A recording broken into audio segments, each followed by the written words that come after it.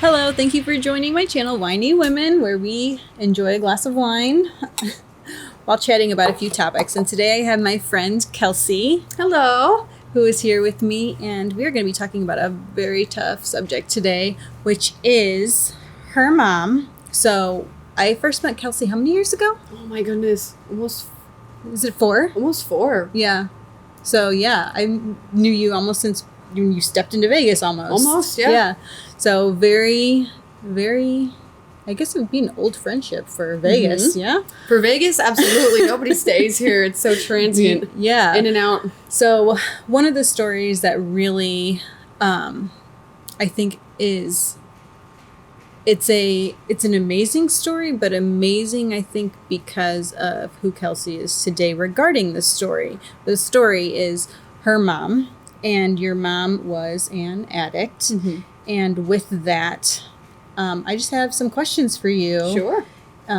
If you are down to answer them. Absolutely. So when did you first realize that there was an issue? I was very young, and when children grow up in that environment, they're too smart for their own good. They're just too smart for 3 or 4 or 5. And so I had an idea of what was going on. I knew even as a small child that there wasn't something right. And my cousin actually told me... How old were you and how old was your cousin? So I have a lot of gaps in my memory as far as my childhood. When you go through trauma, things kind of... It's like a coping mechanism of the brain. The brain kind of alters I have that or as well. Removes memories, you know what I mean? Yeah. Just to kind of protect Periods you. of time. So for me. as far as periods of time, I can't tell you ages. I can't tell you when certain things occurred. You just knew you were little. I was very young, and my cousin was older than me. She's probably 25, 26. I'm 22. So there was definitely like an age gap there. And I basically told her one day as a little girl, my mommy smokes out of a pipe, but you can't tell anybody. So what does that tell you of a little kid? You can't tell anybody. That means that I knew as a small child that my mom is doing this and it's not okay. Yeah. This is wrong, right? And but but you you're can't supposed to keep it a secret for some reason. Yes, I was. There was a lot of those. Well, just don't tell anybody, that kind of secretive type thing. I mean, as a little girl saying, but we can't tell anybody. That is an indicator that I did know. Maybe not exactly what it was, but it was wrong, right? Yeah. That there was something wrong with that. Yeah. And my needing to protect her. Yeah. You know what I mean? So when you realized that young that something was off or amiss, and then so fast forward a few years, and then when did you know that like my mom has some issues that are not right? Other memories that I have where clearly there's something wasn't right. There would be nights. So I lived with my grandparents, my maternal and your grandparents. mom lived there too. Yes, so we all lived there, and my grandparents really had a rough time. So not only did they have my mom, but these are people that are supposed to be retiring. They say the golden years, right? No, they weren't golden for my grandparents because now they're raising me. So my grandparents never got to retire because not only were they caring for their adult daughter, but now there's me and I'm in the picture, and so they're trying to make sure that I'm taken care of, and they did that in the ways that they knew how. It wasn't always the best, but they tried in the ways that they could. And so I have memories of I used to call, like, I knew what bars my mom went to as a little kid, and I would call there and I'd say, did anybody seen Tracy Matthews? Like, is my mommy there? Because she didn't come home. And I would like... What time? You know what time this was? It was late. Late. Why I was the one doing that, I can't say. Yeah. But I would, my mom wouldn't come home, and so, I have other memories where my grandparents were around and they'd get on the phone with her and yell at her, get home, your daughter wants you. And so it was a family affair taking care of her.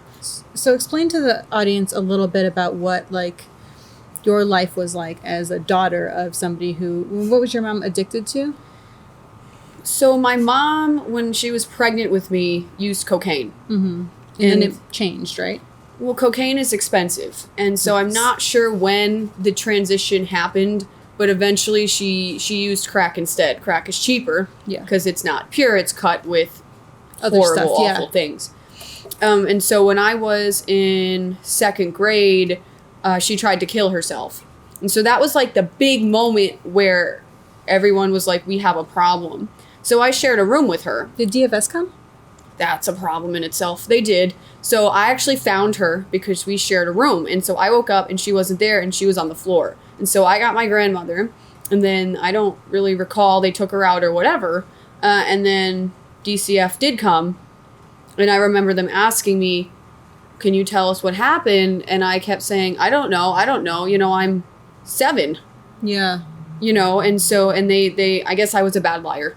Because they were like, we know you know what happened. Because I watched her take the pills. Mm-hmm. In my defense, my mom always took pills. So I didn't know the difference as a kid, but I did see it. So at that point, there was a switch in custody.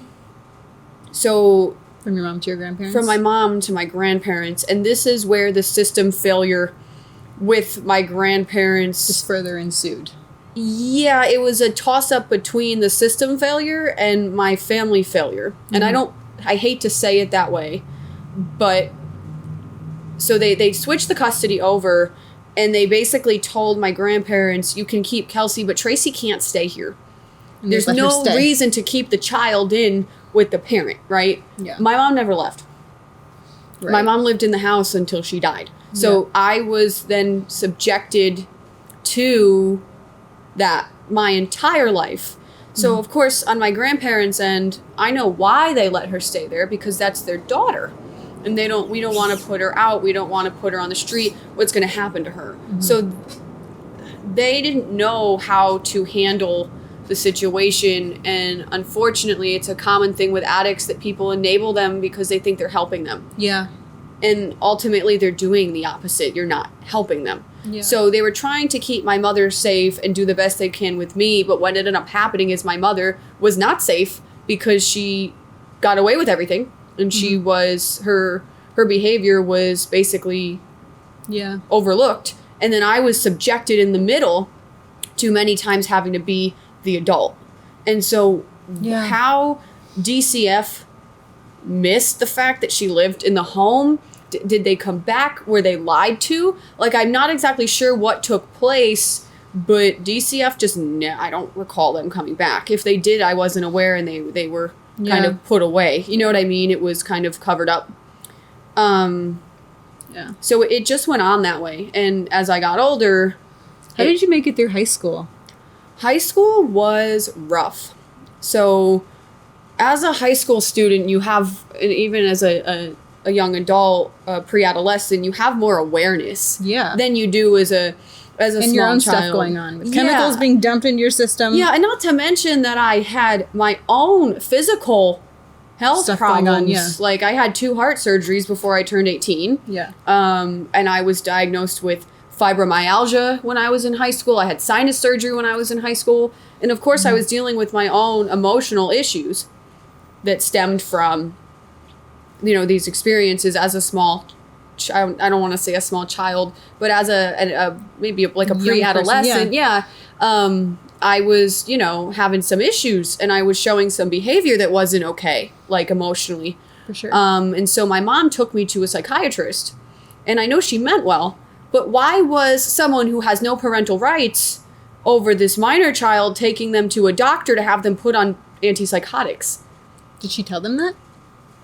That she didn't, I don't know, they didn't, I guess they didn't ask. So she, in her brain, was thinking like medication would help me. My mom loved me. So there must have been in her brain some kind of idea of, let me help my daughter. But then she took them from me. So then she was feeding into my prescription supply on her own, right? Mm-hmm. And so I kind of got stuck on all these meds that maybe I didn't even need. Yeah. And so then she was taking them from me. And at that point, I was a teenager, and I had to call the pharmacy and say, stop giving my family my medication. How old were you? I must have been late middle school and early high school. And then I made my own doctor's appointments at that point, too. if things needed to get done, I needed to do it. Because did the pharmacy say anything?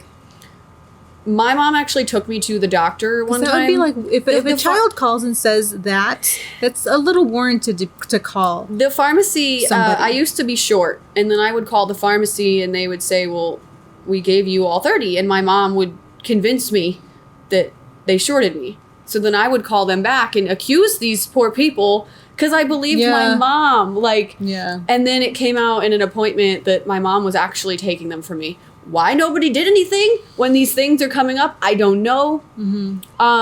There was just all these gaps where I don't understand where DCF was when people were filing these types of complaints. It was mass chaos. I mean, sometimes my mom would OD 3 times a week. Yeah. And I'm like poking at her, like, hey, get up, wake up. And then she's, of course, not waking up. So then I have to call. Paramedics would come, take her out. And every time they would come, they'd call DCF because I was in the middle of it. And then my mom would go in, and then someone would go and get her and bring her home, and then we would do it again. And it was this perpetual over and over. And then this goes into another problem, which is our mental health system is completely flawed. Why was there no help for her? When someone tries to kill themselves or they have a drug overdose and send her home. They get sent home the next day, that's a problem with the system. Yeah. So there were all of these things coming into play with my grandparents not being able to handle the situation and doing the best that they could for her and for me. I didn't grow up. I didn't go without. I had everything because that was their love language, right? Like they paid for dance. They did pageants with me. I was a Girl Scout. I played trumpet. I played guitar. My grandparents kept me going. I mean, I grew up in the Catholic Church, so I was raised in church. And so my grandparents did everything that they could to keep me grounded in those things. It wasn't necessarily what I needed all the time because emotionally I was severely lacking, but that was how they knew how. Yeah. And without those things, I don't think I would have turned out the way that I did without having those resources. But then, of course, back to high school, I had so many things happening that school wasn't my focus because I was involved in so many things. And then I was sick, and then my priority was taking care of my mother. And so when she wasn't okay, if I was up all night with her or this, that, or the other thing, it made high school hard. Either. I didn't go. Yeah. It was never like my freshman. That wasn't your priority. No. And it was never, I didn't consider myself smart when I was in high school because I didn't graduate with honors. I didn't have the fancy stuff. But when you look at it, my freshman year, I did an intensive outpatient program for my own mental health. I left school early every day for half of the year because I was focusing on that. And then sophomore year, I had my sinus surgery. Junior year, I had my heart surgery. And then senior year, my mom died. So that's basically what high school looked like for me because I didn't go. Yeah. I don't know. I barely graduated like by a thread. So your mom passed away your junior year? My senior year. Your senior year. Like 2 months before I got into UNLV. And can you tell us a little bit about that? And just what psychological effects do you think that had on you after that? Like, that's just thinking about that. Yeah, so, I mean... It's awful. You don't go through the kind of trauma that I've been through. And I've had to learn to have grace for myself because you just don't go through stuff like that and come out normal and okay on the other side. There's things that happen. I mean, trauma is trauma. So I was already diagnosed with PTSD before, while everything was going on. Yeah. Of course, she died in our home, and so there's another level, and what that's called is complex PTSD. Yeah. Oh, what's the difference? See, so PTSD is normally from one event. Okay. There's one event that triggers the PTSD. Complex PTSD is like peeling back an onion. Yeah. When you are repeatedly subjected to trauma after trauma, it can't be pinpointed back to one event. Okay. And so she did pass away in our home, and my grandmother and I found her. So like we woke up one morning and well, there it is. Like she was gone already. And so that for me was like, of course it was mortifying, but there was a part of it that was relieving because I'm like, it's over. I don't have to do this anymore. I don't have to worry about her. Like when the phone rings, I don't have to worry, is it her? If something happened to her? Because ultimately, I hate to say it, but my mom was gone already. Like, I knew my entire childhood that she was going to die. I didn't know when. So I lived my life in this, what is the next chaos? What is the next moment? Is it today? Like, if my mom was breathing in the morning, it was a good day. And so that was a process 5 years ago tomorrow, actually. So that was definitely a process of grief, right? And then going through, you know, I something that frustrates me is that when she passed away, I was next of kin. So at that point. And so it was very important to everybody that next of kin was there to make decisions. But nobody cared that I was next of kin when she needed somebody to advocate for her and nobody would listen. When I tried to tell people, she needs help, we're killing her here, what are we going to do? She's going to come out of here in a body bag. Nobody listened to me. When she was in the hospital and I would try to tell the doctors, hello, we got a problem. Nobody cared that I was next of kin when she needed help. But then all of a sudden it was what color casket and what kind of flowers, as if my mom cared about any of that petty after stuff. What my mom needed was the help, and I couldn't give it to her. And my grandparents couldn't give it to her, and the system wasn't giving it to her, nor were they giving it to me. So it was just this cycle of, why is everything so messed up? From DFS to the mental health system as a whole, the lack of addiction treatment, the lack of beds. Well, insurance only covers this long, or we don't have anywhere to put her. Like, levels of failures. There are gaps in all of our systems, and it's not okay. And I actually was just asked to sit on the board of directors for Hope Compassionate Healthcare, which is a nonprofit healthcare clinic that's being started. Her name is Catherine Moldovan. She's an LCSW, and she also has Hope Counseling Services. And so she asked me to, she's a friend of mine, and she asked me to sit on her board. And the goal of the board as a nonprofit is specifically women and children, but of course men as well, but being able to fill in these gaps in our system that are just hanging open, and people are falling through these cracks because either the government doesn't fund it or the insurance company they don't do what they're supposed to do. And so there's just so many gaps in the system. And, you know, you see people like my mom, who at one point really did want help. And at some point for her, probably felt like a helpless type of, it's never going to happen. Of course. And so, you know, the other thing too is when you think about addiction, where does that stem from?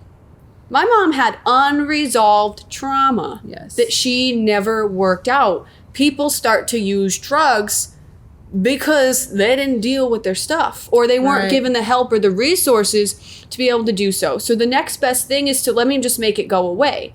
If we were focusing on mental health treatment and helping people get to the root of their issues, maybe we wouldn't have to turn to drugs to get help if the root of their trauma and their problems and the things that they've experienced were addressed. If we can heal those wounds, we might be able to get ahead of the addiction, right? The issue. We're looking at the wrong areas sometimes. We're looking at the wrong issues. And then, of course...